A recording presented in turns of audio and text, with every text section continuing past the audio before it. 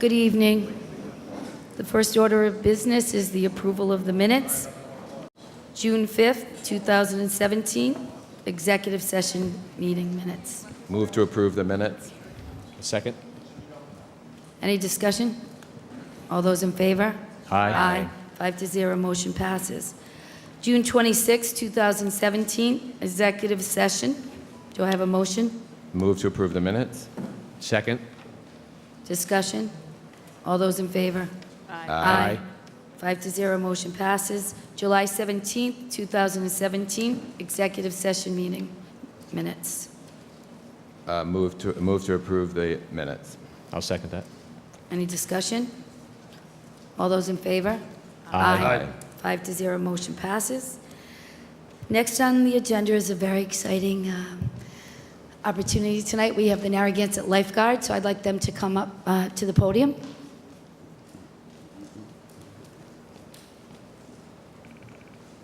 Oh, don't be shy.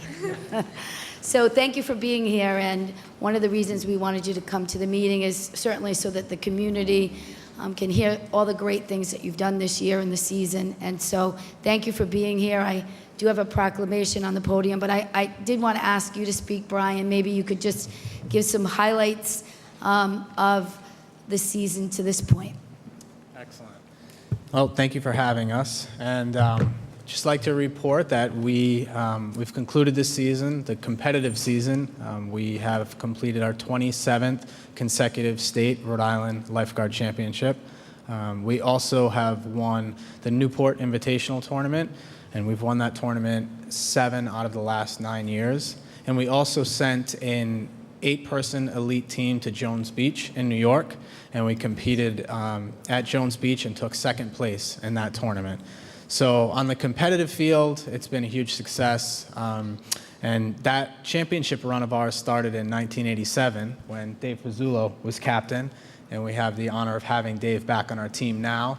And I'd also like to introduce Teddy Evans and Bridget Bernardo. They're 2 of our shining stars from our rookie class. And the competitive aspect we really thrive on, but it truly is just an extension of our culture on the beach and what we train for day to day and what this team has a passion for, and that is the safety and the team environment on our beach. So thank you for everything that the town does in support of that. And allows us to, to be who we are and train at a high level and have the best equipment and the best facility and just do what we do. And we're happy to, we're happy to be here, and we're thankful for all the support. And it's been another great season for sure. Thank you. I'm going to come down and read the proclamation.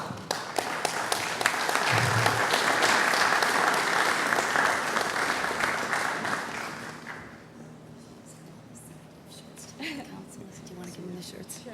Come on, other side. Go ahead. They have some gifts for the council. So,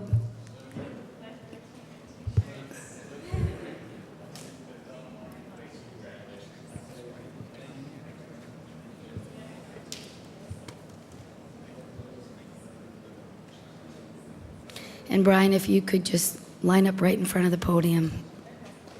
So, again, thank you for being here. And you mentioned a lot about your competitive season, but on the everyday beach, just being down at the beach, the surf has been incredibly wild. And so we thank you for your ability to protect and keep all of the residents and visitors safe during a very busy season, as the sea is pretty rough these days. So we have a proclamation from the town of Narragansett. Proclamation honoring the Narragansett Surf Rescue Lifeguards on winning the 2017 State and Eastern Regional Lifeguard Competition, along with the outstanding service to the Narragansett Town Beach. Whereas the Narragansett Surf Rescue Lifeguards, the Lifeguards won the 2017 Rhode Island and Eastern Regional Lifeguard Competition. And whereas the Lifeguards, led by Waterfront Director Mark Florio, captains Brian Guadagno and Nick Ross successfully trained and prepared for those competitions.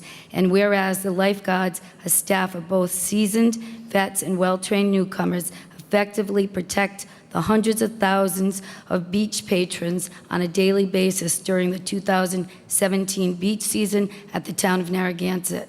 Whereas the lifeguards throughout the 2017 season were successful during numerous rescues, running several educational workshops for the beach patrons on the dangers of rip currents and water safety techniques. And now, therefore, will be resolved that the Narragansett Town Council extends its hearty congratulations and sincere thanks for their outstanding achievements, all their hard work and dedication toward their work at the Narragansett Town Beach during the summer of 2017. Congratulations.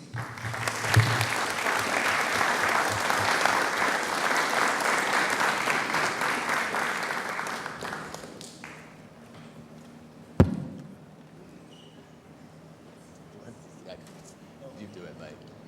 Take a picture for her. You got it? I just almost broke it.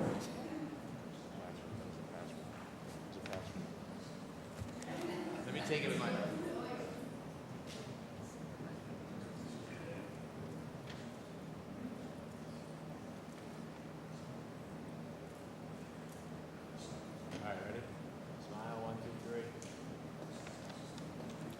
Madam President, if I could add one thing to that.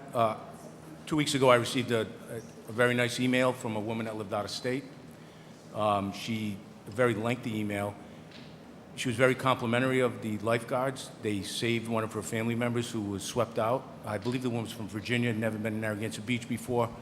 One of the lifeguards, there were over 10,000 people on the beach that day. They spotted this person being swept out. They went in, saved this person, brought him back. We never heard anything about it, and when I inquired about it, they're like, well, we do this stuff pretty regularly. So you guys are the pride of Narragansett. There's over 40 of you. You're very disciplined. We really appreciate everything you do on a daily basis, and thank you on behalf of the town.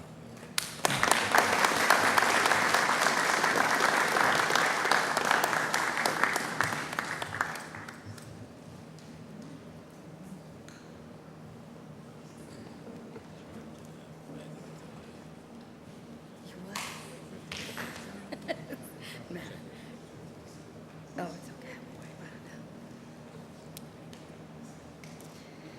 Okay, we're moving on to open forum. When you come up, please state your name, your address, and speak into the microphone. You'll have 3 minutes to speak. Richard? It's fine. Hi, Richard Van Grimmersh, 55 Osceola. Just a couple of brief points. There is one solution to the business situation that I think we could do without much opposition, and that is we did cut out the first $30,000 of personal property. I think that's the legal term that's used. I mean, I look at inventory and storeroom fixtures as something I can understand for giving the first $30,000. I think it makes sense to charge the remaining amount at the regular rate rather than 150%. That doesn't seems to me to be fair. I don't pay a tax on my Renoir, for instance, and not that I have a Renoir. That's one thought. The other thought is, I think it's time we thought about, maybe not a workshop, at least some reflection on biker, walker, runner, rollerblade later. We have all these things that have come into play. I mean, I am biking and I'm seeing people biking against me. I'm following what I think is the law, going with the traffic. I see people coming the other way. I see motorbikers cutting me off. I've seen a couple of biking accidents the last month. It may well be that we haven't talked about it in a long time. And all of this changed, of course, went right turn on red is a factor that makes everything so much more difficult.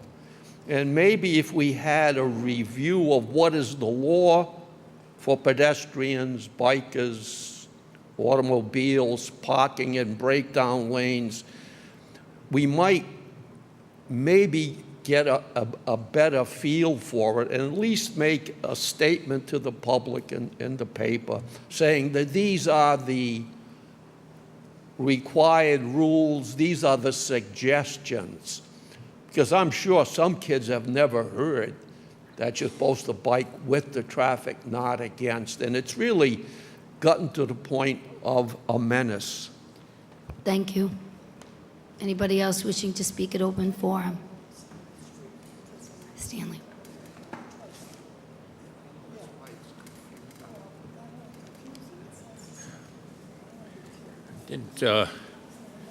Years ago, I didn't know what American Civil Liberties Union represented, and I really would like to publicly thank a very knowledgeable lawyer, Jeff Mellish. I think he's affiliated with the Civil Liberties Union. Jeff Mellish recognized the injustice of foreign-related, again, an attack on our civil liberty property rights, from my perspective. The flag's on the, I think she was. Is that wrong? No, Please. yeah. Didn't want it on the ground. Is it on the ground? I Yeah, can't now it's see. up. I just wanted to accent that this is a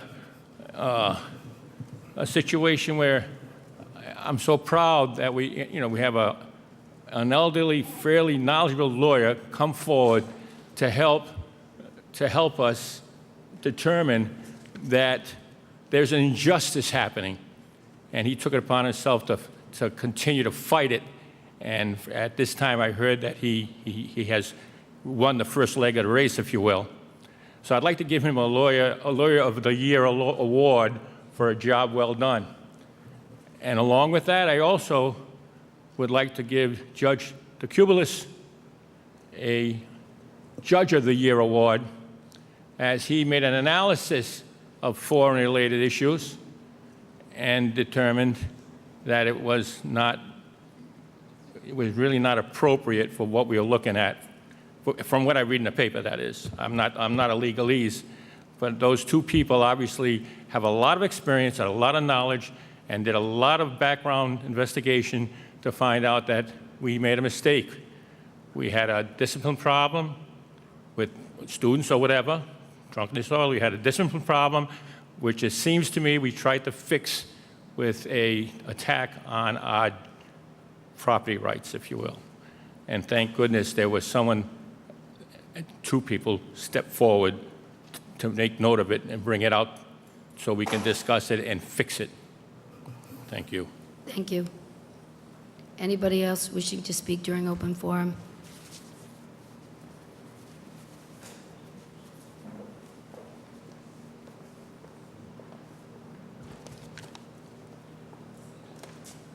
Harry Schofield, 9 Atlantic. I just want to say that on behalf of NPRA, we hope and expect that you will all vote to appeal that decision that was just referenced. I note that back at the candidate forum, all 5 of you supported foreign relateds. We believe this decision was a wrong decision, and we hope and expect that you'll all appeal it. Thank you. Thank you, Harry. Anybody else wishing to speak? Carl Marchand, 7 Oak Avenue. As we get new tax bills every year, it always gives me a chance to look through the database a little bit. And I guess the question that popped up for me this year is, why is it that some houses, when they are sold, their assessment goes to their selling value and others don't? There's absolutely no consistency when I look across the sales records of this town that some of them, the assessments never get updated. Could someone explain that? We are assessed at 100% of market value, correct? So why would it not be, when a new sale is taking place, that house doesn't move up to a sale or an assessment of that value? because in an assessment year, like this is an assessment year from June 1st to December 31st, the town's going around and assessing property. Any sales taking place during this 6-month period, that's going to be based on the new assessments for all properties. So every 3 years, we do a statistical. So the property you may be thinking about or have in mind was probably still at the price of 3 years ago. Or 6 years ago? Or Well, maybe, 8 years ago? well, about 10% in all assessments. There's usually 10% that are off, either a little high or a little low, so. But isn't that like the easiest capture possible? A house sells, boom, there's the new market value. Right. It's probably the best way to determine market value. But you can only do that. But why is it that, like, sales in the same year, some get moved up, but others don't? Right. Well, Why is it's- that?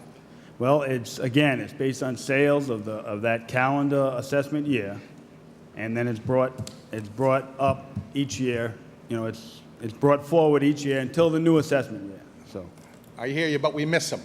We Well, miss a we're lot going to of them. miss some. We're going to some think we some miss a people lot. we're going to overassess. Some people are going to underassess. I could, But we're trying Okay. to. We're working on getting a new tax assessor. well, so as we talk about, homestead exemptions, we talk about giving discounts off all this. Some people are getting $30,000 homestead exemptions in my eyes. Yeah, that's don't how much think we so. missed the sales. Right. There's one house in town that's getting $2 million we missed of tax assessment. Not bad. Okay, And we gave them the homestead on top of that. I'd call up the That's a tax good deal. assessor and let him know. Thank That's you, a good Carl. deal. Let him know. We should not have to call this. That's a good deal. Right. Thank you. Anybody else wishing to speak? Karen? No, that's okay. No, it's Karen Shabshelowitz. This is for Susan. You could give it to the girl. For what? No, that's very nice, Karen, but unnecessary. Why? Thank you. Okay. It's very lovely. It's beautiful. Thank you, Karen. I wanted to say Susan held a coffee at the community center, and a sort of a coffee hour so she could hear from residents. A lot of the residents, particularly seniors, will not come and speak publicly, and they won't come out at night. And I want to show my appreciation for a town council person that has supported the things that are important to me in this town, such as the library and the senior center. And Susan has been very supportive of both and very open. I also want to support the local businesses. If any of you haven't been to the farmer's market on a Sunday morning, down across from, down at the Veterans Memorial Park, it's wonderful now. But anyway, the library thing tends to drag on, but I really hope when we do the vote that we'll have the support of the entire town council, because a lot of people have worked very hard and very diligently and done all their homework on this issue. Thank you. Thank you, Karen.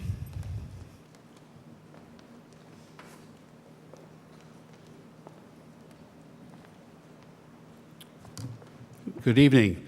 Good evening. My name is Joe Sawyer, 14 Davisville Lane. I am extremely disappointed in Judge Cabillas' decision declaring the four unrelated being non-constitutional. This decision is narrow and does not take into consideration the big picture. Narragansett continues to be overrun by URI student rentals in neighborhoods throughout Narragansett. Eastward Look used to be a family neighborhood. It's no longer a family neighborhood. Furthermore, the Narragansett student population has continued to decline in proportion to family houses being sold to investors. Where does it stop? In view of the above, as you know, the previous town council appointed an ad hoc committee to study the issue and come up with recommendations to stem the above problem. The town council, the ad hoc committee, and residents agreed by limiting the density of URI student renters would help stabilize the town and its continual outflow of its people. 4 unrelated was considered fair and balanced. When I think of how hard we put into this issue and have it ruled unconstitutional is not fair to the town and people who contributed to the effort. Judge Kabilas took the easy way out and agreed with the past decision, but failed to take into consideration the big picture. I wrote a letter to the judge in February of this year to explain how and why the ad hoc committee came to the 4 unrelated ordinance. He did not acknowledge my letter. In conclusion, Judge Kabilas says there is no compelling reason to rule otherwise. You would have to be blind not to see what has happened to Narragansett neighborhoods, being overrun by students, renters. I'd like to know where the judge lives. It is well documented the decline of the Narragansett student population. If these are not compelling reasons, I'd like to know what are compelling reasons. Last, I would recommend to the town council to repeal with a stay this decision to a higher court. Obviously, and I repeat, obviously, Judge Kabilas does not have Narragansett's interest at heart. Thank you. Thank you. I forgot her. Come on up. Betsy.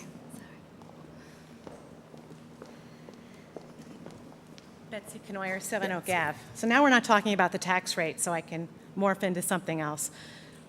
I just want to say that as a landlord and a full-time resident who has property in both Eastward Look and Sand Hill Cove, I just find this rhetoric to be painful. I understand how awful it must be to invest in a 3-bedroom or 4-bedroom home, and then one day you see a bulldozer come in and all of a sudden there's 6 or 7 bedrooms. But I don't believe at the time, and I still don't believe, that there's zoning laws that would have prevented this from happening. So I think, and I'm almost begging the council, at some point, when can we direct the rhetoric to stopping this from happening in the future, from stopping this from somebody coming in from New Jersey or New York who has the money and doesn't care about a tax rate, from coming in and expanding and building 7 bedrooms to rent to people from New Jersey in the summer. I think we need to really look at zoning. I don't want to see a front yard that's a parking lot because you need 200 square feet per bedroom. But I don't see any discussion on zoning. I haven't heard anything about zoning in the last 2 years. There's been a gazillion emails between 2100. I've followed the ad hoc stuff, and I just think that's pernicious. And in closing, I just want to say that as a tax assessor in our town, we have people that we call frequent flyers. They own multiple properties. They're constantly in trouble with zoning. They're always in trouble with the tax collector. They're always a no-show with the, with code violations. And I feel that to focus on an entire segment of property owners, many of whom live in the town like I do, I feel like it's pernicious. I think it's prejudicial, and I think it's downright nasty to live in a neighborhood where your neighbors are pitted against neighbor. I think it's sad for the town that's supposed to be, quote, one of the friendliest beach towns in this country. Thank you. Thank you. Ray?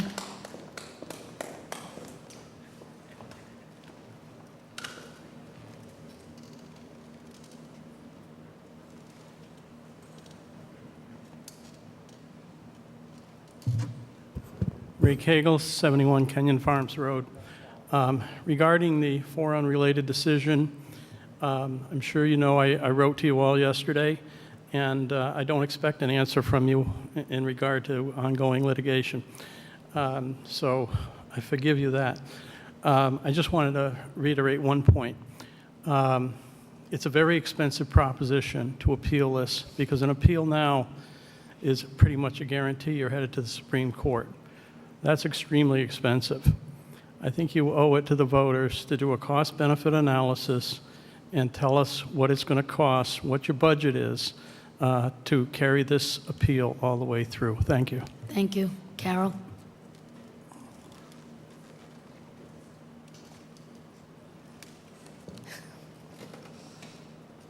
Carol Stewart, 35 Foster Lane. principles of land use and zoning. You don't want me to read it to you, do you? It's all here. The concept of the public welfare is broad and inclusive. Its values represent spiritual as well as physical, aesthetic as well as monetary. It's within the power of the legislature or a town or city to determine that which the community should be considered healthy, spacious, as well as clean, well-balanced, as well as carefully patrolled. A quiet place where yards are wide, people few, motor vehicles restricted, are legitimate guidelines in a land use project addressed to family needs. The police power is not confined to elimination of filth, stench, and unhealthy places. It is ample to lay out zones where family values, youth values, and the blessings of quiet seclusion and clean air make the area a sanctuary for people. Justice Douglas, Village of Belterre versus Boris. Origins of zoning authority. During the 1920s, the authority of cities to control zoning arose from a need to control the location and proximity of uses. Never mind all that, which clearly states we do have the power to zone and to enforce zoning in our town, which means single-family neighborhoods and single houses should be listed, no longer listed on vision appraisal as occupants one family. That's a joke. The other thing is, I certainly do hope that you will go ahead with the appeal. We have been knocked against the wall too many times over the past 20 years. And the focus of some groups is that we just don't want students in our neighborhoods. Untrue. And I've gotten up here and discussed that before. There are many issues and reasons why there should not be over-occupancy. The density issue, but also the overuse and abuse of our resources in town and the diminishment of quality of life.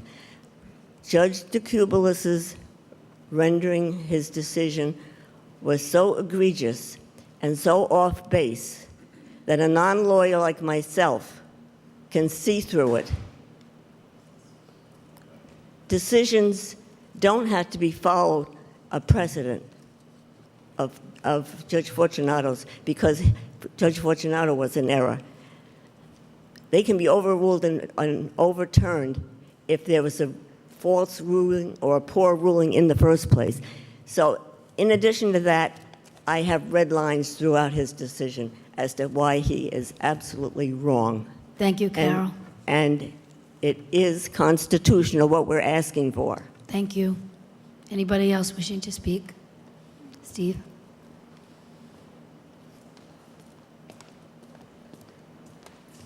Thank you, Council. Stephen Ferrandi, 44 Sylvan Road. I'm also the president of the Eastwood Look Homeowners Association.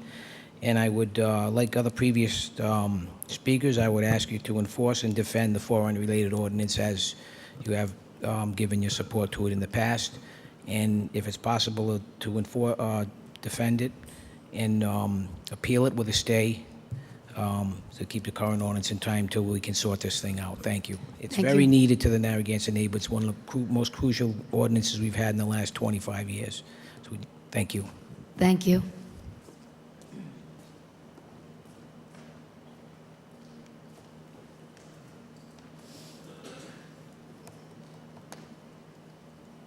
I'm Joe Santos, 29 Hope Lane in Narragansett. I just want to let you know that if you think that it's costly to appeal this decision, you have to remember that all you're going to do is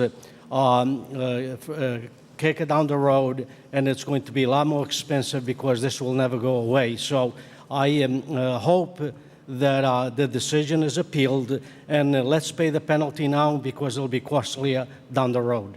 Thank you. Thank you, Joe. Anybody else wishing to speak?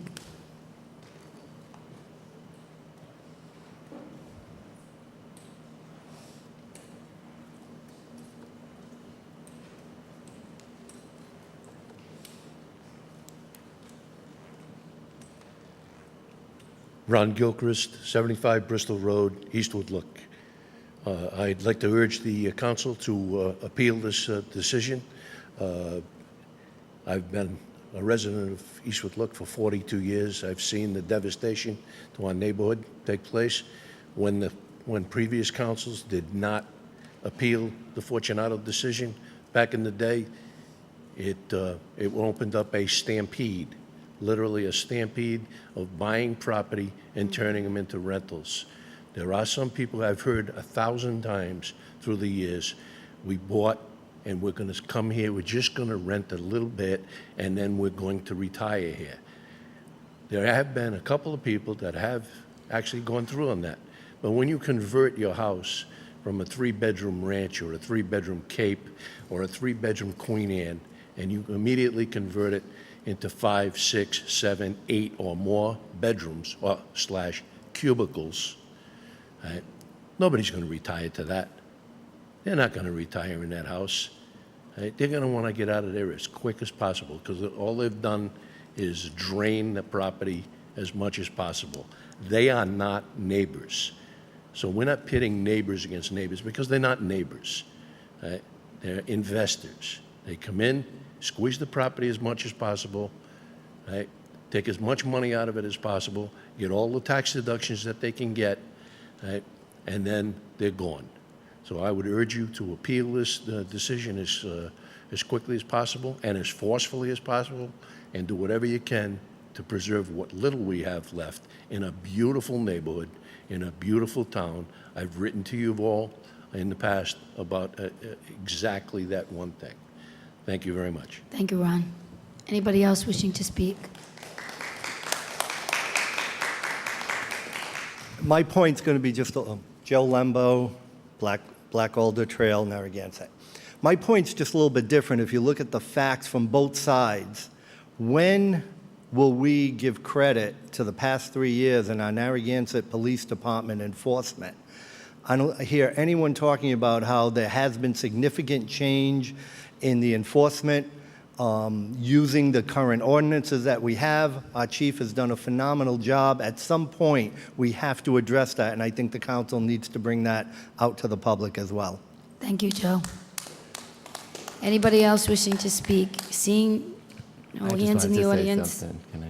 Mr. Gilchrist had spoken, and he was one of the most persuasive statements back a year ago regarding the 4 unrelated. I know the 4 unrelated decision that came out was devastating for many of us in the town. So we're going I will obviously be pursuing the legal route, but I do also hear people talking about the enforcement piece as well and the other zoning possibilities that were brought forward by the ad hoc committee and by others to address this problem. So it's going to be a difficult task ahead of us, but we've done it before.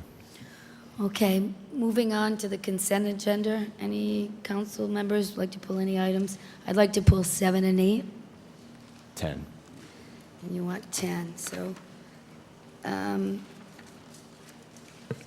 I have a motion to approve with the exception of 7, 8, and 10? No. So move. Second. All those in favor? Aye. Aye. 5-0, motion passes. Motion 7, a motion to approve the purchase of 2 beach access mats from O'Brien and Sons, Inc. in the amount of $3,598. Do I have a motion? So move. Oh, second. Discussion.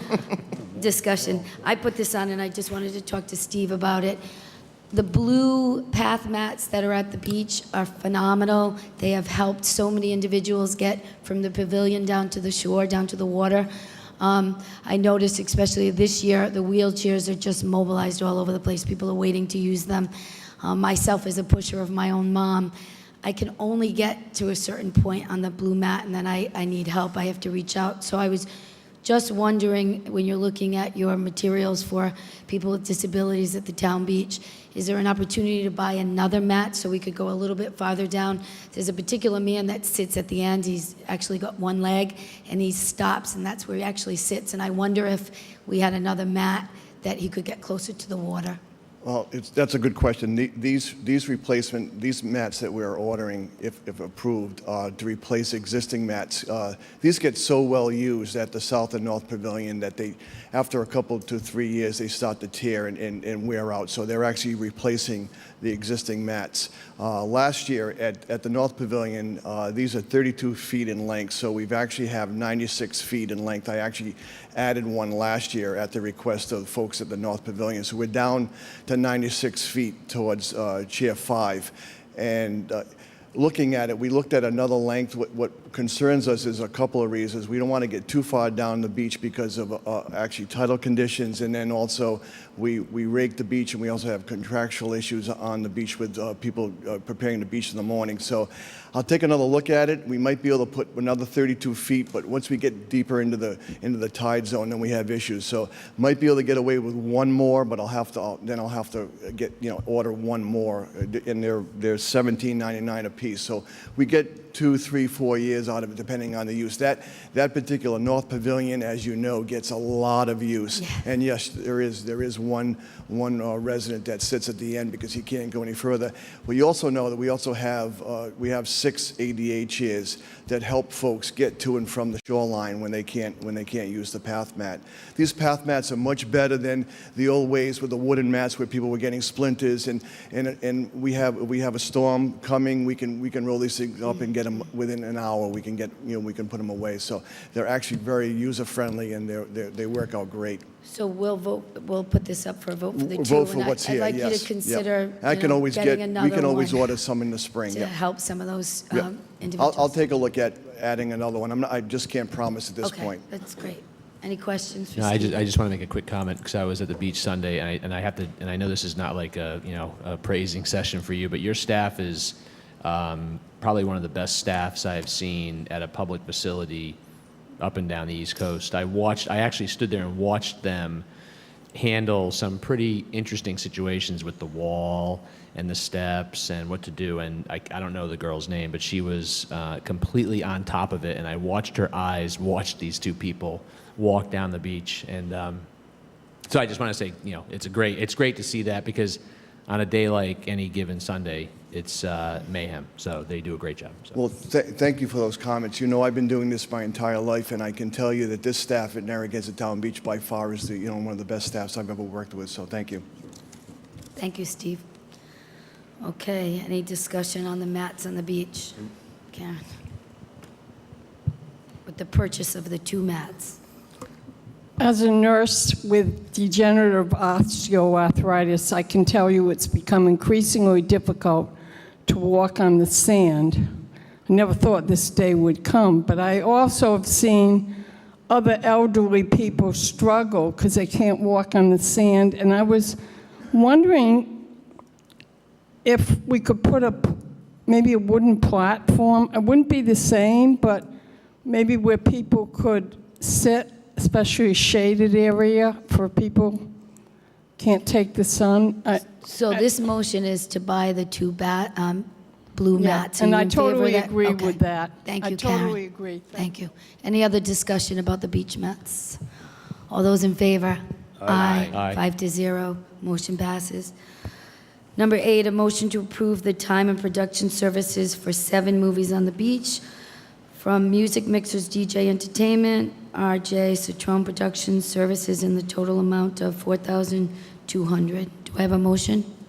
So moved. Second. Discussion. I also pulled this. First, Steve, come on up. I want to say I've been to 3 of the movies at the beach, and visitors and residents are having a wonderful time, and the screen's big this year, and the series has been wonderful.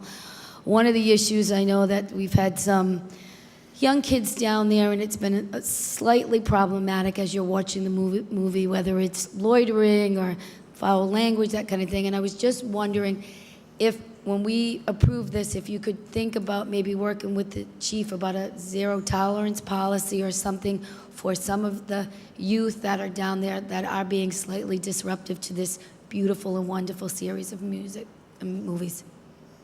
Again, that's a great question. We've already started the zero tolerance policy. We started actually last Wednesday night or a little bit earlier.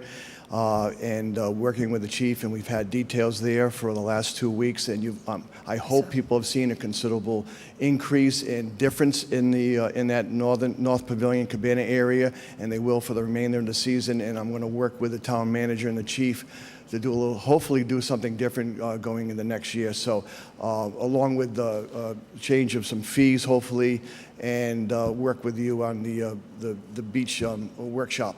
So I have some different ideas. So I think there's a difference in moving forward. It's just we're working on it. So hopefully there's a difference. But Thank you very much, Steve. Steve, is there a reason we choose to do it midweek and not on the weekends? Is it for the food truck, or why are the movies during the middle of the week?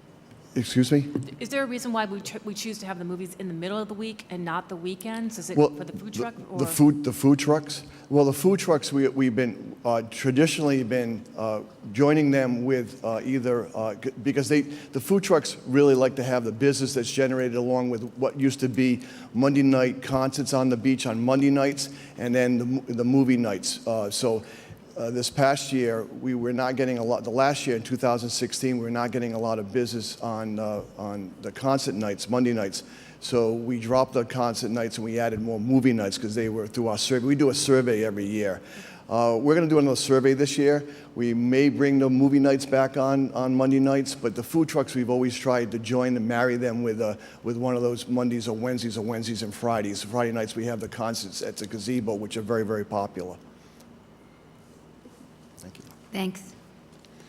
Any other questions about the movies? Anything from the public? All those in favor? Aye. 5-0, motion passes. And number 10, a motion to approve 10 applications for a one-day peddler's license for the Calamari Festival on September 9, 2017 at Veterans Memorial Park, subject to local and state regulations.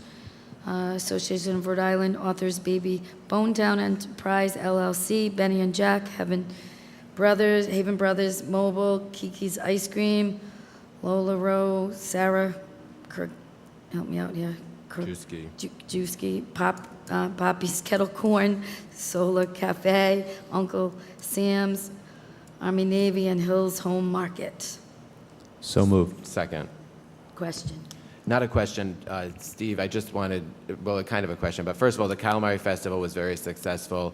Just wanted to kind of, it's an opportunity to put it out there for the public. The date is the weekend after Labor Day. And just run through the time frames for everybody at home. Could you do that, the time frames of the festival on the 9th? He doesn't have it with him. You don't have it with Actually, you, okay. Joe might be able to do it. Joe Lembo from the Chamber is here. Joe? Joe, do you have it? All right, yeah. All right, so Joe is going to come up and talk about the Calamari Fest and give us the timeline from...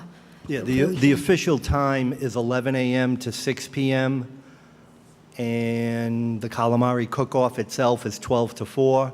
We do have that limited entertainment, but it's good entertainment for the end of the day. But by 6 o'clock, everything pretty well wraps up. Thank you. Thank you for your efforts on that, and to Steve. Thank you. All those in favor? Aye. 5-0, motion passes. Moving on to new business.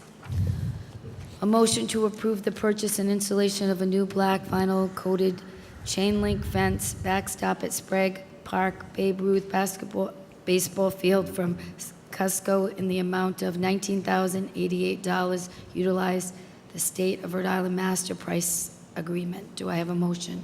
So moved. Second. Any discussion? All those in favor? Aye. 5-0, motion passes.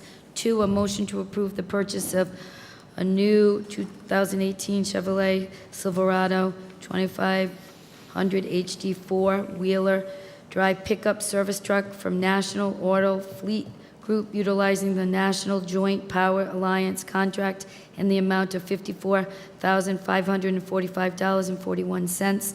Do I have a motion? So moved. Do I have a second? Second. Patrick, second. Discussion? From the public. Stanley. No trucks. No trucks. I know I'm fast, but I continue to try to investigate ways of saving money. And many times I find that the base model trucks probably perform almost as good as the high-end trucks. So I'd like to trim $5,000 or $6,000 off this truck cost by getting rid of some of the Silverado issues, high-end stuff. Is that possible? I'm sure, to the manager, do you want to address that? Hi, Stanley. I did my research knowing full well you'd come up here, so the answer is no. And I'll tell you why. So this truck is once again, we scrutinize every purchase in town. The town engineer came forward with this, and the truck we're replacing is 10 years old, 170,000 miles on it, has a lot of rust on it. That's number one. But number two, the new vehicle is a 2500 work truck. It's more heavy duty. It has a fiberglass service body, so it will not rust. It has toolboxes on it, and it has a plow package, so we can use it for dual purposes, in the winter. And it has a gate lift, which will prevent back injuries with town employees. So I know what you're saying. This is not a Silverado is just a Silverado. It doesn't, that's just the brand name of the Chevrolet truck. So it came with a package that's standard. And even if you tried to cut air conditioning or whatever else, or an AM/FM radio, you don't save any money. It's just the package that it comes with. This vehicle is appropriate for what it's needed for. The truck itself was $31,000. All the accessories, to include the body and the plow and all that, came to about $23,000. So I'm very satisfied they did their due diligence and they got a good deal for their money. Thank you for checking on it. Thank you. Thank you, Jim. Motion to, we have to take a vote. All those in favor? Aye. 5-0, motion passes. Number 3, a motion to award the bid for the Town Hall roof replacement project to the lowest bidder, Martone Service Company, Inc., in the amount of $147,250 in a lump sum, plus their unit price for the removal and replacement of damaged wood roof decking at $7 per linear foot. Do I have a motion? So moved. Do I have a second? Second. Discussion. Anybody from the public? All those in favor? I just want to point something out here, that it's $750 per linear foot, not $7. That's a typo there. $7.50 per linear foot. Thank you. Any discussion? All those in favor?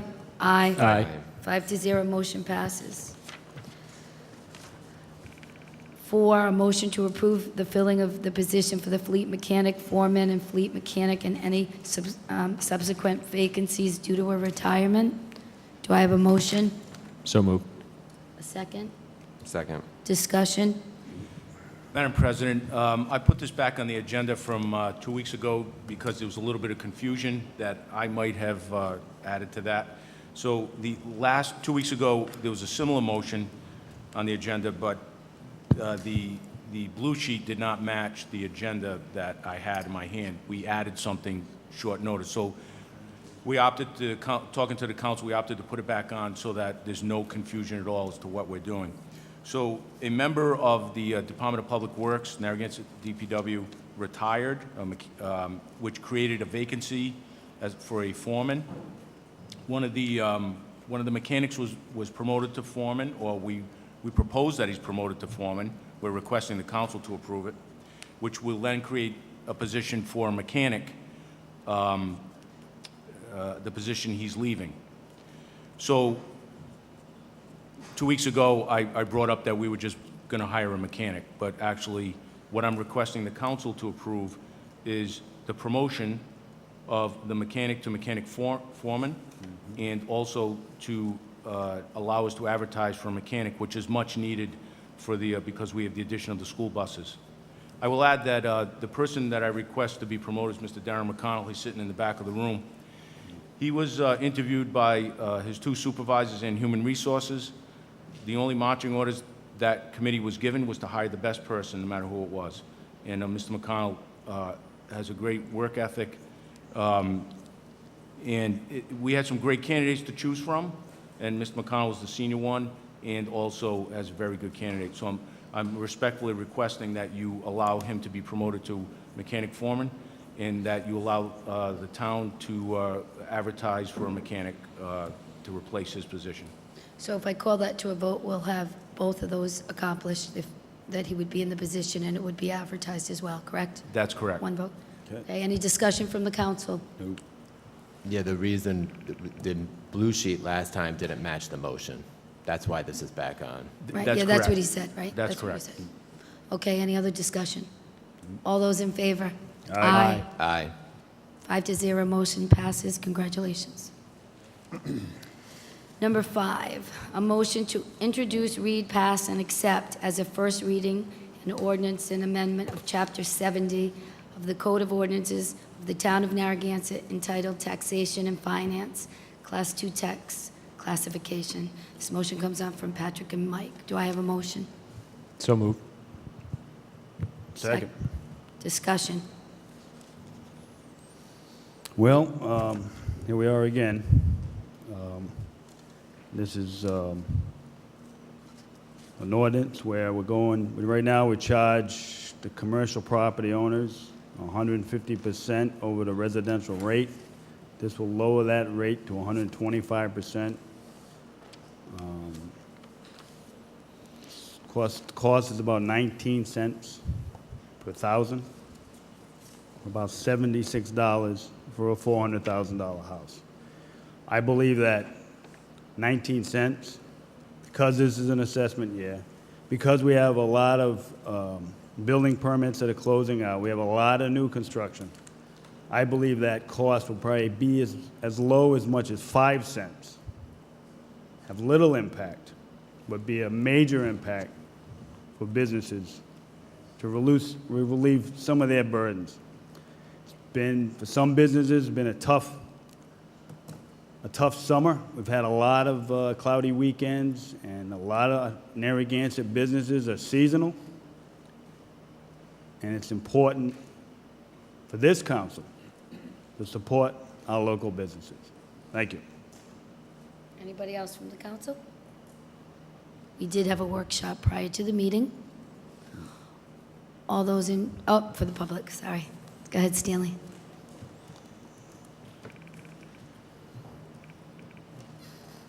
Just wanted to speak a little bit to the issue. I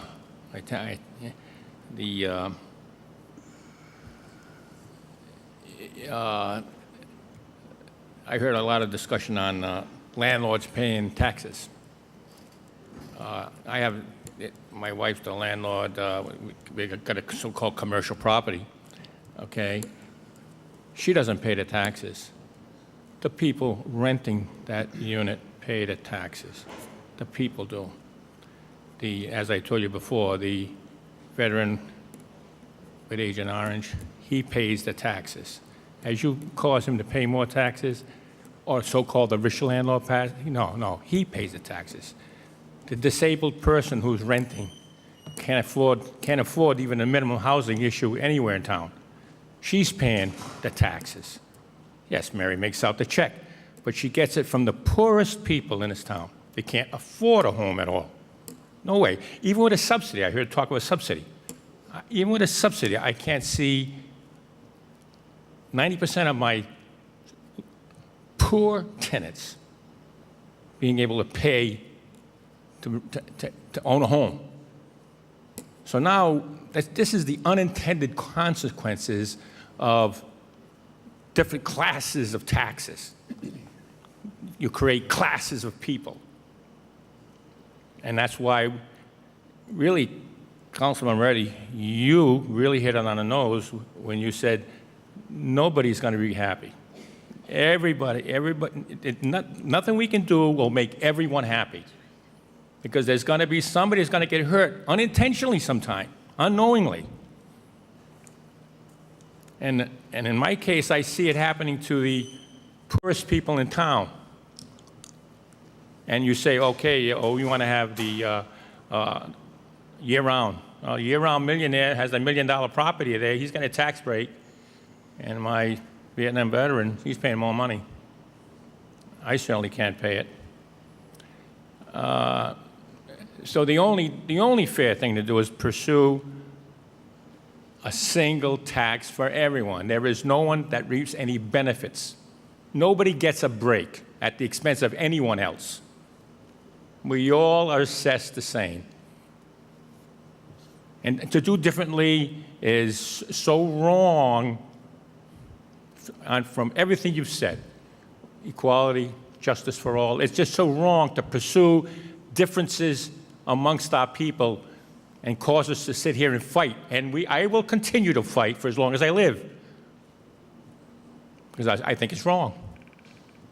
Fair treat everybody the same. Thank you. Thank you. Anybody else wishing to speak? Harry?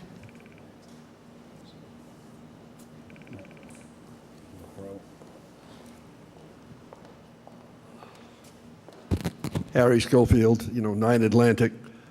First of all, on behalf of NPRA, I want to thank all of you for providing the opportunity to hold a tax workshop, this evening. And I hope from that exchange, you all see, from at least what I presented, that you can provide the type of commercial tax relief that's being discussed here with either system, right? Both systems can accomplish that. But the three-tier system is the only system that will not incentivize 2,800-odd seasonal, homeowners to think that maybe they should rent their homes because they're paying the same tax as people who do rent their homes. These are businesses.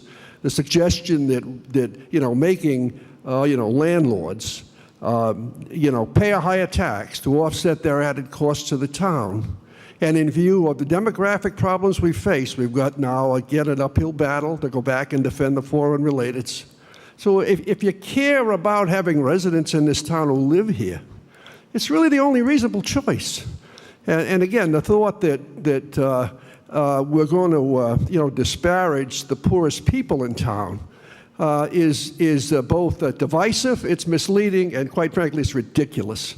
There's a cottage industry in this town, we all know it, and the three-tier approach is a very fair and progressive way to address it. So I encourage you to, you've got some time. We just said we've got, basically, months. You don't have to do it, tonight, to do it this year.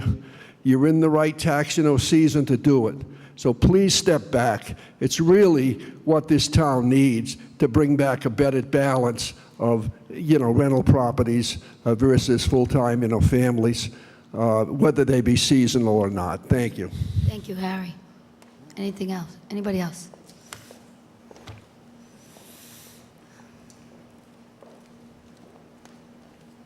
Hi, Stephen Bellis, 95 Inez. I live in the Pier. I agree with the last speaker. I wasn't going to speak tonight, but I do believe that there should be a three-tier system. I'm a full-year resident, and I love this town, and I'd like to see it stay as a nice place to live. Thank you. Thank you, Steve.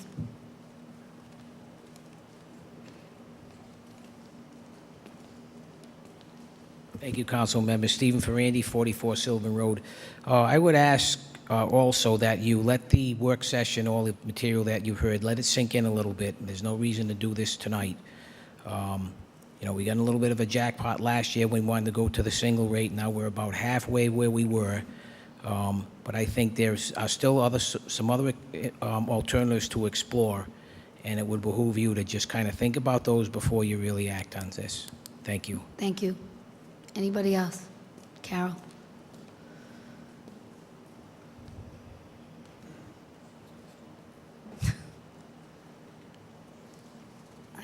Thank you.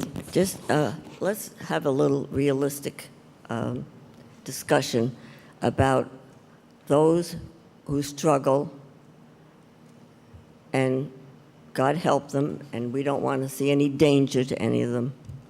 However, house across the street from me rents to 20 people in there sleeping every night, $5,000 a week in the summer. So she's not a poor, disabled person. She's making a wonderful profit, and good for her, but there's all kinds of rentals. There are those who struggle to pay, and there are those who are there making tremendous profits. They invested, and that was their intent. And they have multiple properties, not just one. They're not just renting for part of the year, then the rest of the year, 9 months, it's the URI students. So let's be realistic about what we're talking about, and has nothing to do with the business tax rate being reduced. It has to do with this rant about fairness and don't charge the rental properties anymore, and let's know really what the demographics are in our town right now. And when you're getting $5,000 a week all summer long, you're doing pretty well. Thank you. Any other discussion? Yeah, I want to say a couple things. So interestingly enough, this is a motion for commercial tax relief at 0.25 basis points or 7% or whatever you want to, however you want to calculate it. Mike, speak into it a little bit better.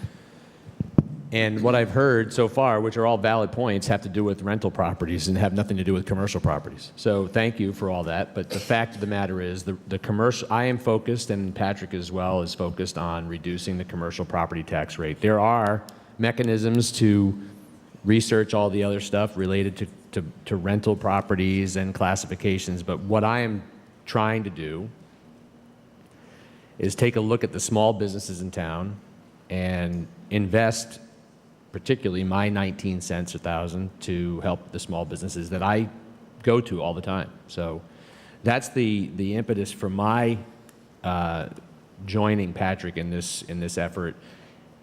Somebody provided, Anne-Marie Silvera provided history on the 15 years ago. I wasn't here 15 years ago. I didn't live here 15 years ago. Whatever the motivation was then, that was that council's motivation. And I would like to also express that I've done months and months of research prior to the campaign and now sitting here right now. So I have no problem supporting this, and I don't think it's, I think you have to take a hard look at what it is, and it's a mechanism to relieve the small businesses in this community, to give them some tax relief as they stand up their businesses for a very short period of time during the year. So. Okay, any other discussion? Do you want to go? I mean, I feel like we're in the twilight zone. It was a hot night a year ago that we were dealing with the single rate. It's almost like the last year didn't happen. We talked about this. We said we went for a 10% homestead. It was a modest homestead exemption. That was because over the years, people's assessments had gone up in a small town, and that's the rationale behind the homestead. Very clear that either the single rate or reducing this 25 eats into residential taxes, meaning that the full-time residents' taxes will go up. Also meaning that the homestead gets gobbled up. I've always said we could go for modest relief. We can look in April. The ordinance provides us the flexibility to go to up to 150. Meaning we can look at what 140 looks like in April. We actually can see the numbers. We can look at what 125 looks like. We did the same exact thing with the homestead in our budget workshops this year. We looked at what a 10% homestead would look like, a 5% homestead, and if we didn't provide it at all. So I just, in the campaign, this issue was talked about extensively. Both of you supported the repeal of the single rate. I kind of thought we had moved forward from beyond this issue, but again, it rears its head again. And our commercial rate is the 7th lowest in the state out of 39 cities and towns, so it's not we're on the pro-business side of the fence. And I just don't, the 19 cents a thousand argument, everybody uses that argument when we're talking about raising people's taxes. It's only going to be 5 cents on the thousand. It's only going to be 30 cents on the thousand. I know, but it's 19 cents. I think it's pretty good. But everyone uses that argument, so you could use it all the time to raise taxes, right, on people because, it's only going to cost this much out of your pocket more. This project is only going to cost X this much more. It's a very unpersuasive argument to me for somebody who's looking at the taxpayers, and that's been my job for 4 years, and that's what I'll continue to be doing. So, thank you, Matt. Anybody else wishing to speak from the council? Sure. So at the tax workshop, for those who weren't here, a great point was brought up is that we're actively trying to fill our full-time tax assessor, right, Jim? Right, we're on that right now. So that's another element of that. If we have that person in, an excellent point was made tonight about the tax assessor and the ability to keep up with the current value of properties. So yet another reason for us to just to hold tight. We have time. We don't need to pass this tonight to take a look at other options. Let's get a tax assessor in, take a look at what properties are being taxed at. So we'll have real numbers to plug in like Matt just went through for budget seasons. And we can decide at that point in time. Again, as we spoke about just about 2 weeks ago, every single one of us here wants to see commercial tax relief for our small businesses. However, during the workshop, Laura brought up that there are other ways we can take a look at this. So rather than jump into a solution tonight, we have the time to be able to take a look and target those real businesses. Mike mentioned the people that he likes to go to in town, the small restaurants, Jerry's Hardware, all those folks. We'd love to see them get tax relief. So let's find a way to do it rather than just giving a blanket relief. Doesn't make any sense. Anybody else? Karen. As the population of this town changes in character, I think it really impacts the stores that can survive here and the businesses that can survive here. If you have fewer children, fewer families, more investment property of transient renters, be them students or tourists or whatever, it's going to affect the kind of businesses that can be successful here.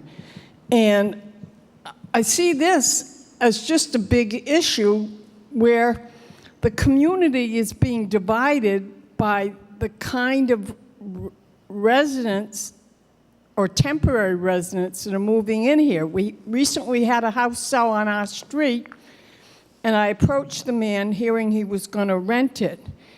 And I said, I hope you rent it to some quiet renters. I bought this as an investment property. That's their attitude. They buy it as an investment property. They're not interested in the community at large. They're interested in making money.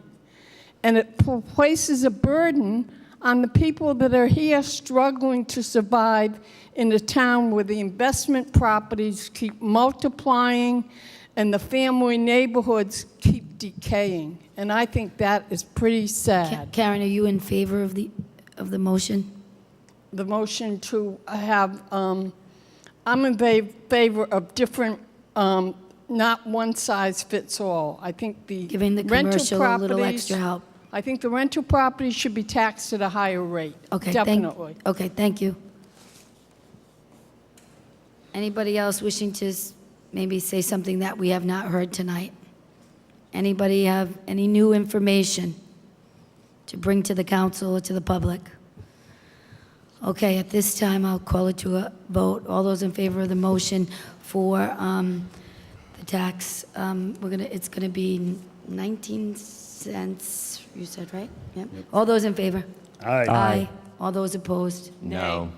3-2, motion passes. Number 6, a motion to introduce, read, pass, and accept as a first reading an ordinance relating to a comprehensive plan for the town of Narragansett. This is on by Mike. Do I have a motion? So moved. Second. Any discussion?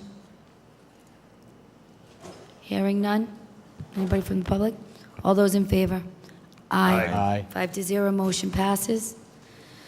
Number 7, a motion to adopt a resolution amending the official list of parking restrictions and regulations in the town of Narragansett in accordance with the Narragansett Code of Ordinances, South Pier Road. This is a second reading. Do I have a motion? So moved. Second. Any discussion? I have a question.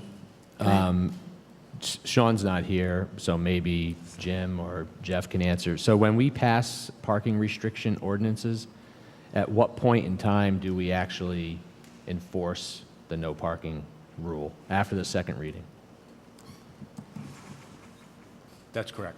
No. So at what point after? So is it enforceable after the second reading? So what do the public? If there's no signs and people Well, they'll have time to do the signage. No, I know that. So if you restrict the parking and the public doesn't know that there's no parking because there's no signs, I know the law exists, but what should the people that are affected by the multiple cars in their street. Should they call the police department? Should they call the town hall? So I'll give you an example. Star Drive West, I think we had a second reading, no parking on Star Drive West. Star Drive West was mayhem again Sunday. So they got to be put on notice that there's no parking, so as soon as those signs go up, without those signs, you can't enforce it. So it's about notice to the people. So once those signs are up, then they can be enforced. So how long before the signs go up? That's something that Public Works would have to answer. Yeah, You'll check on that? It's in process. Oh, It's okay. very, very. So it's like, it happens, right? Okay. That's correct. Yeah, so that's a good question, though, Mike. After a second reading, if we pass, within a reasonable amount of time, people are notified and signage goes up, would you say 2 or 3 weeks would be a reasonable amount of time for that to happen? Is that the practice? I would expect to be shorter than that. Okay, good enough, thank you. Okay, so all those in favor? Aye. Aye. 5-0, motion passes. I lost my spot. 18. Oh, 8. I'm like 18. 18. Oh, sorry, she's got the numbers wrong. I'm like, why are you saying 18? Yeah. Fine, thank you. Yeah, I was wondering about that. A motion to adopt an ordinance, of the town of Narragansett, providing the chapter 1037, of the Code of Ordinances of the town of Narragansett, Rhode Island, be amended by the enactment of the amendments to the budget for the town of Narragansett fiscal year beginning the first day of July AD 2017 and ending the 30th day of June AD 2018 regarding revised payment schedule for motor vehicle for FY 18 motor vehicle tax billing. This comes on by Laura. Do I have a motion? So move. Do I have a second? Second. Any discussion? You said waiting for the budget. That's the state budget, I assume? Yes. Any, Yeah, it's a second reading because we didn't put out the car tax bills because it was not resolved at the statewide level. Different cities and towns took different approaches, but we chose to not put them out. all those in favor? Aye. Aye. 5-0, motion passes. Number 9, a motion to adopt an 19. ordinance and amendment of Chapter 74 of the Code of Ordinances entitled Traffic and Vehicles, Charter Buses, and this was put on by Mike and I. This is a second reading. Do I have a motion? So moved. Do I have a second? Second. Discussion. The chief did a great job on this.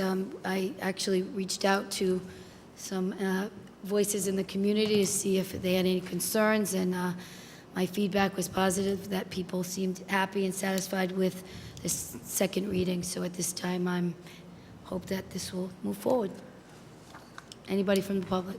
Actually, I heard a couple concerns from some people down near the Bonneview that were concerned that although we eliminated the buses from coming into Eastwood Look, they still would be in that neighborhood. Specifically, Jim Durkin said that they had people actually jumping into the pool and things afterwards. So, you know, it's a neighborhood. It's not, you know, so we need to consider that as well. So I can't be in favor of it. Any other discussion? All those in favor? Aye. Aye.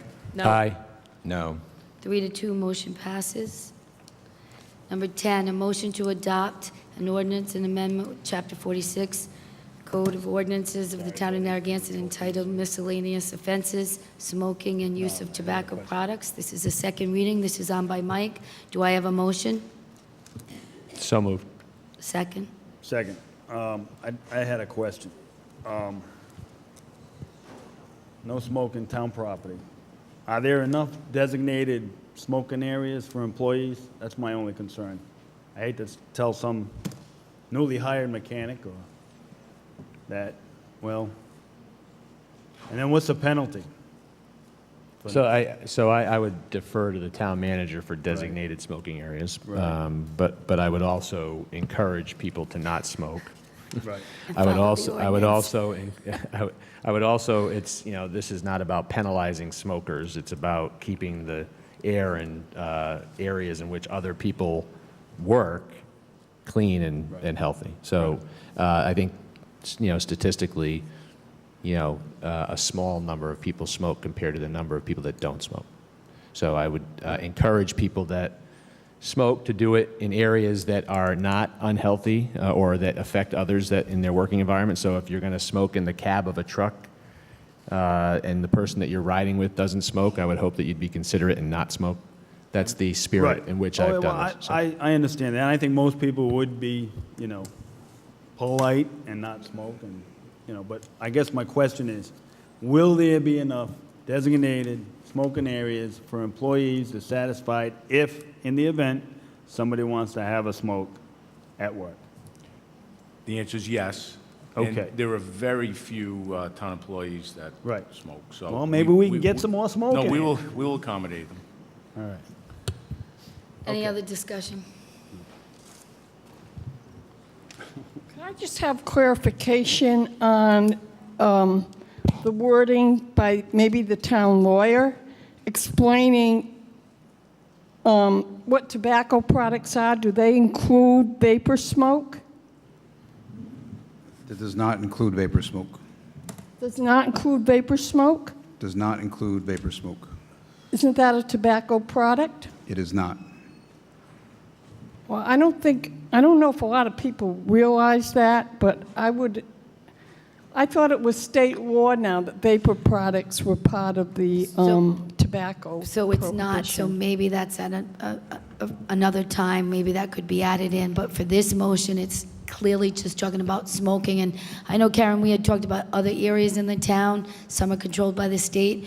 We're not forgetting about those, but that might be down the road a bit. So this one is local around town and in the jurisdiction, which is the towns, but we might be able to extend that to some other areas as well as other items like the vapor. Well, I would like some of the town council members to sponsor an ordinance including vapor, more extensive prohibition on smoking, including vapor smoking in public areas. What they do in their own house is their business. Thank you, Karen. Any other discussion? All those in favor? Aye. Aye. All those opposed? No. 3-2, motion passes. Number 11, a motion to schedule a beach workshop session for the town council and the park and rec director on September 18th at 5:30 to review beach revenue and the operations of the beach for the summer season of 2017. Do I have a motion? So moved. Second. Discussion. I put this on because this has been a practice that we've had over a number of years. I just had a suggested date with Steve of the 18th of September, and I know that we have historic district at public hearings. Is that the same night, Ann? But it's 5:30 is okay because that's at 8, right? Okay. So I look forward, people have been really happy at the beach this season, but it is always good to review the operations of, the finances down there and just all the different policies. So this is a good opportunity for the public to know that it's September 18th if we pass this, and it will be here at the town hall at 5:30 to review the beach. And if anybody needs to know what the weather was on any day for the last 365 days, you can ask Steve because he'll tell you by his super duper spreadsheet. Weatherman. So if you're planning a wedding or a party, just ask Steve first. So. Thank you, Mike. We'll do that. All those in favor? Aye. 5-0, motion passes.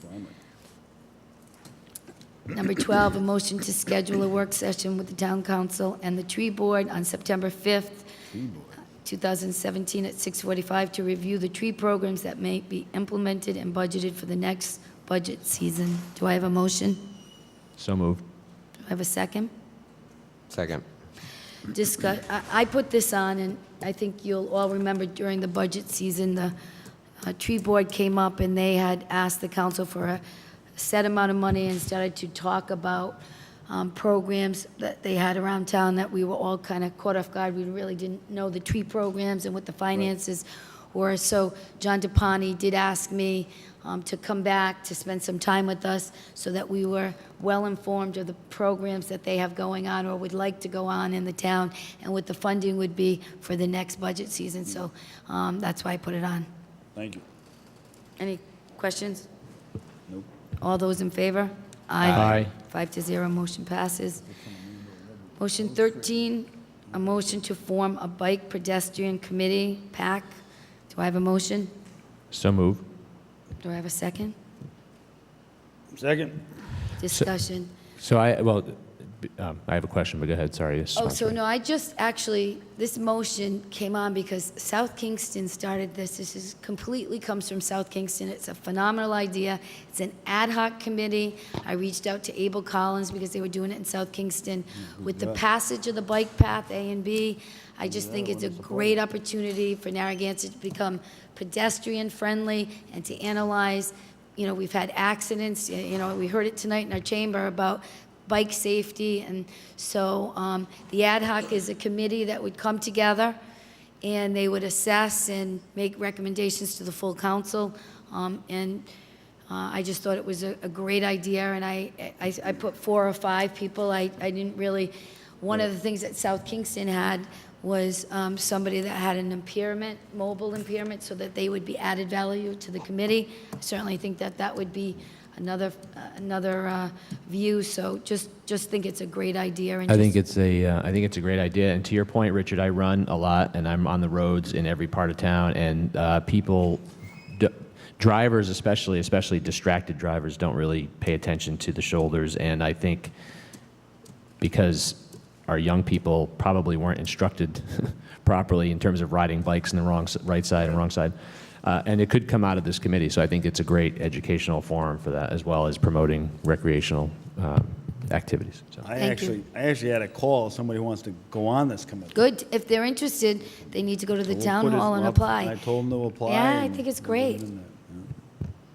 Come on up. No, go ahead.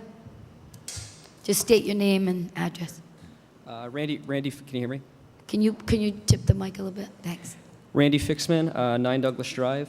First, I want to thank you, the town council, for proposing to create the BPAC. I think there's definitely a real need to enhance bike and pedestrian circulation in Narragansett, and the committee can have a real opportunity to make it easier to get around without driving and improve quality of life. And I think, especially after seeing more and more people here in the summer over the past few years, being able to do this is even more important as more people discover how special a place Narragansett is, and they all want to visit and drive here. So I say this not just as someone who's been walking and biking and running across Narragansett since as much as I can remember, but as a professional practicing transportation planner with work in public transportation, bike and pedestrian accessibility. So I'm not too familiar with the process for appointing to the committee, but I'm willing to offer my services and love to the town to help make it a better place to walk and bike. So that sounds great, and I'm glad you're here speaking on it. You can go down to the town hall. You can see Ann Irons, the clerk, and she could show you how to fill out an application, or you can do it online. You can just put other, and you can put the PAC Bike Pedestrian Committee. And I thank you for your interest and you being here tonight speaking on it. Thank you. Anybody else wishing to speak? Karen? Here comes our third member of the committee. What? That's right. You want to be on the committee? I certainly do. I was one that suggested it to Susan upon seeing it in the paper, and I feel very strongly about it. I disagree with Mr. Vandermeesh, because sometimes I do drive on the wrong side, and I know, but it's too skinny to even drive on the so-called breakdown lane or bike path or whatever it is. There's no designated area for bikers. I'd rather see what's approaching me than somebody who's texting while driving and not looking where they're going. And I think it's very important. I think it's, now that we have the agreement with the trolley company, it would just support the trolley company by having a lot more people park in the trolley lot, and it would bring income to them rather than block that travel lane that's particularly down by the beach. There's no room for drivers of a bike unless you drive in the middle of the street. And there's just no room. Thank you. Thank you, Karen. Any other comments? I just think we talk about streamlining boards and commissions and committees, and now we're like adding another ad hoc one. I don't know if it's necessary at this time. Maybe see what happens with the bike path and go from there. That would be my thought process on it. If we want to react to what goes on, with the bike path, and if there's problems, but it's going to be like another. We talk all the time about streamlining, but that's my thoughts. Oh, I agree with the young man that just spoke about how busy it's gotten between the bikers and the pedestrians, not just the bike path, but just the community at large. And, I mean, we had a woman that got killed on Munford Road, so I think it's a critical time. I like to streamline some of the committees, but I think in a time where, you know, we've got the economy bond and we've got the bike path A and B, it is so timely and so important that we make sure the residents in this community stay safe. So I'm 100% in with this. Is this ad hoc or is this Ad full? hoc, So it's yeah. going to be what period of time? So anytime the work is done, anytime, so they're not a standing committee, ad hoc at any point. If we say, thank you for your recommendations, their work is done, if we give them another charge, you know, if they come up with recommendations in a particular area, we might give them some more recommendations. But the ad hoc is always safe because when the work is finished, they're excused. I'm okay with another ad hoc, that's fine. Yeah. Okay, all those in favor? Aye. Aye. No. All those opposed? No. 4-1, motion passes. Okay, moving into executive session. A motion to retire to executive session, the town of Narragansett, with the town council at the end of the August 21st, 2017 meeting, in accordance with Rhode Island General Laws 4246-4 and 4246-5, to discuss litigation, Town of Narragansett versus Malacone, and all the other related litigation in accordance with 4246, acquisition or lease of real property for public purpose as in accordance with 42465, and to discuss collective bargaining regarding Rhode Island Labor Districts Union Public Serve Employees Local 1033 as in accordance with 42465, and appoint Patrick O'Neill as clerk pro tem. Roll call. Mike Moretti, aye. Patrick Murray, aye. No, Souza, for the reasons I said before. I think that we should be opening up the benefits and drawbacks of the library proposal to the public. I'm going to vote for executive session because I want to learn about the litigation. Okay, so that concludes the meeting. Good night, drive safe. We're going into executive session. Vape if you got 'em.